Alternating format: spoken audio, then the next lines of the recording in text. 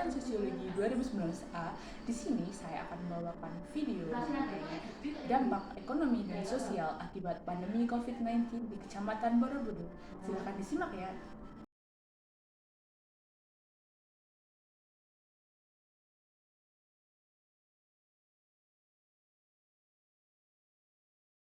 Nama saya Ibu Rikana. Profesinya apa, Bu? Pedagang di Taman Candi Borobudur.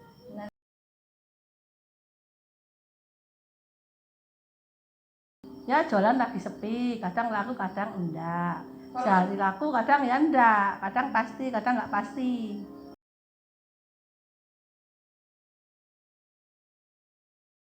Ya penghasilannya lumayan, tapi kalau sekarang menurun gratis.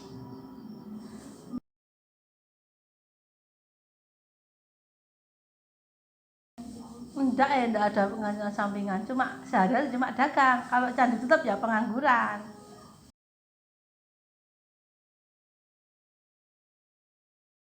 Ya bisa, tapi ya itu kalau dagang ya orangnya dibatasi, pengunjung juga masih dibatasi, nggak sebanyak dulu.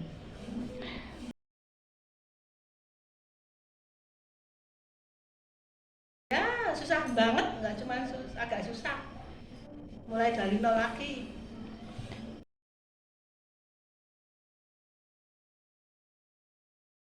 Ya kan nggak semua dapat, kita nggak pernah dapat, PKH nggak dapat, BLT juga nggak dapat, jarang sekali dapat.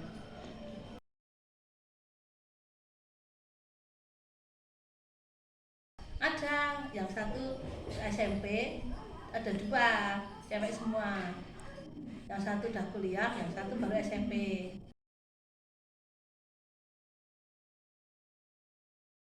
Ya sulit banget lah, kadang-kadang kalau nggak punya utang sana utang sini, makin numpuk utangnya, dagangannya habis, untuk makan sehari-hari juga sulit.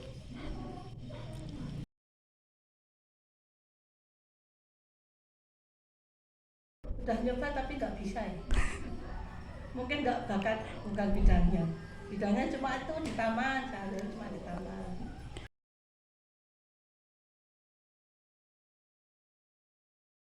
Ya kalau pesen cuma orang kecil ya mintanya Borobudur diramaikan lagi, pengunjung banyak lagi, COVID-nya segera hilang, kehidupan segera normal kembali seperti dulu. Jadi rezekinya bisa lancar lagi, biaya sekolah untuk makan sehari-hari, bisa untuk masa depan semua.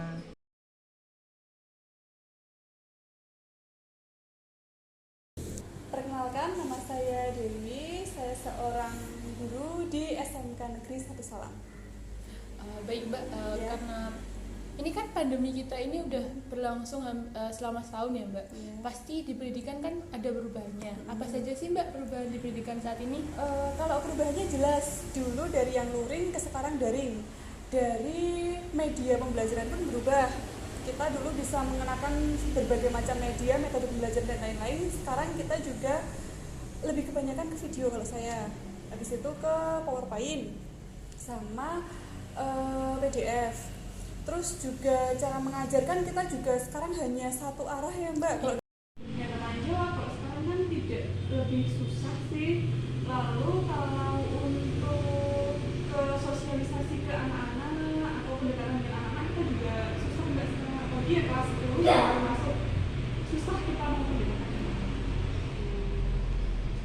Berarti nggak ada timbal balik ya. Itu nggak ada timbal baliknya juga, kan di sekolah kan bukan hanya sekedar untuk menyalurkan ilmu, tapi kan kita juga mendidik mengenai soal dan sebagainya. Nah sekarang kita karena dari kayak gitu kita nggak bisa Mbak, mau kontrol anak pun susah, jadi nggak ada timbal balik, nggak ada ya itu tadi, nggak ada komunikasi berarah, susah.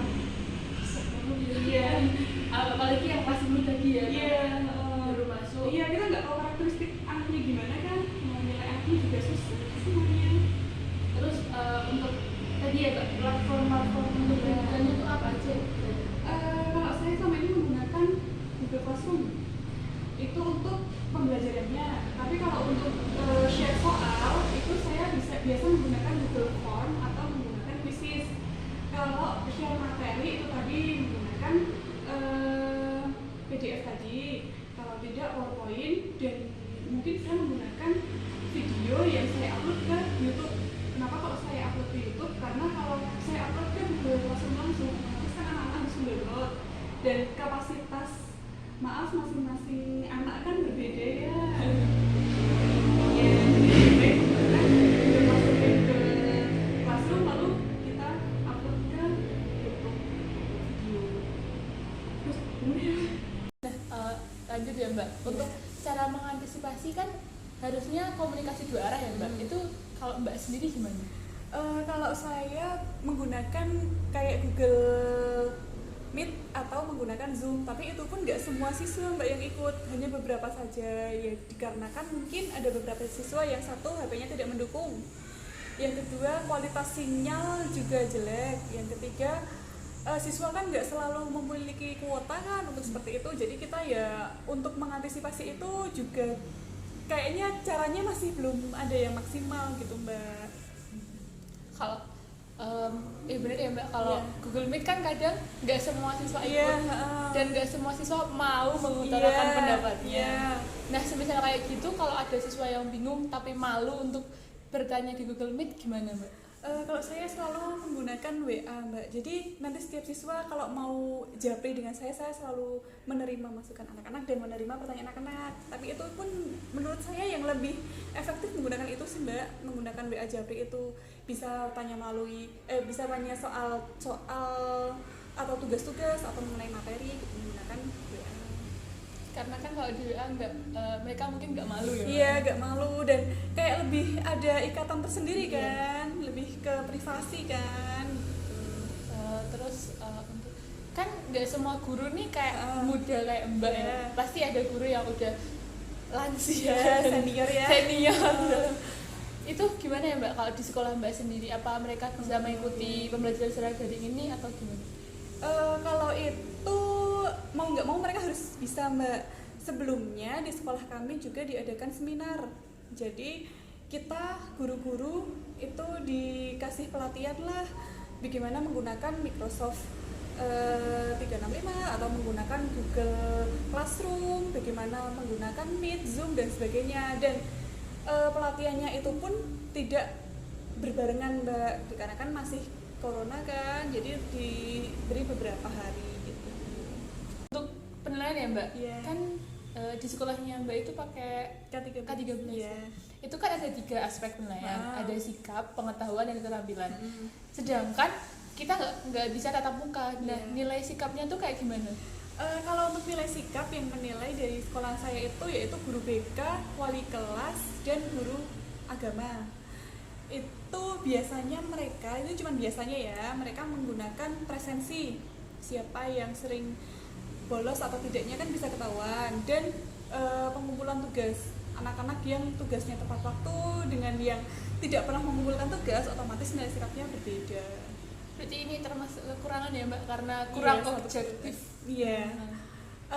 Kalau mungkin untuk yang anak kelas 2 dan kelas 3, 11, 12, guru kelas, wali kelas maupun guru BK, mereka bisa menilai bagaimana sikap anaknya, karena kan sudah bisa dilihat dari kelas 10 dulu, tapi kalau yang kelas 10 baru masuk, kita juga belum tahu bagaimana karakteristik anak, makanya dinilai dari itu. Memang kurang objektif sih Mbak. Terus untuk yang keterampilan nih Mbak, karena kan biasanya kalau keterampilan itu kita harus praktek, itu gimana kalau kalau saya tidak selalu praktek. Kalau praktek ada beberapa nilai keterampilan yang harus praktek. Itu anak-anak saya suruh untuk bikin video.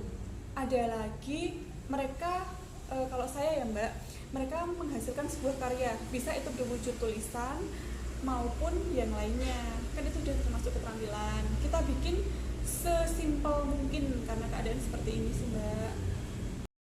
Terakhir nih Mbak, kalau semisal ada siswa yang susah banget mengikuti pembelajaran tuh, semisal nggak bisa mengikuti Google Meet atau Zoom atau tidak mengerjakan tugas, itu gimana solusinya? Kalau saya yang pertama, saya coba dulu untuk japri melalui WA. Kalau tidak bisa, tetap saya telponi melalui telepon biasa. Kalau masih nggak bisa juga, saya berkoordinasi dengan wali kelas atau guru BK. Lalu mereka akan datang ke tempat anak tersebut untuk mencari anak tersebut dan mengkonfirmasi kenapa anaknya kok tidak ikut pembelajaran, tidak mengumpulkan tugas kayak gitu Mbak. Tapi ada nggak Mbak contoh dari anak? Ada Mbak, ada. Kalau kemarin kan ini baru ada ujian sekolah ya. Nah kemarin itu ada satu anak yang dia 2 hari berturut-turut tidak ikut ujian sekolah tanpa alasan. Kami telepon pun tidak masuk ya ininya teleponnya. Kami WA juga tidak masuk. Akhirnya wali kelas dan guru BK datang langsung ke rumah anak tersebut untuk segera mengikuti ujian sekolah. Pas pelajaran pun juga ada kok Mbak, kemarin ada beberapa anak juga yang sempat dipanggil oleh guru BK karena dia langganan tidak pernah ikut pelajaran. Oh begitu ya Mbak. Iya. Berarti sedikit kesimpulan ya, berarti kalau pembelajaran luring ini Dari pembelajaran daring ini sedikit kurang efektif dan Iya. banyak kekurangannya ya Mbak. Iya. Baik, terima kasih ya Mbak sudah Iya. mau diwawancarai.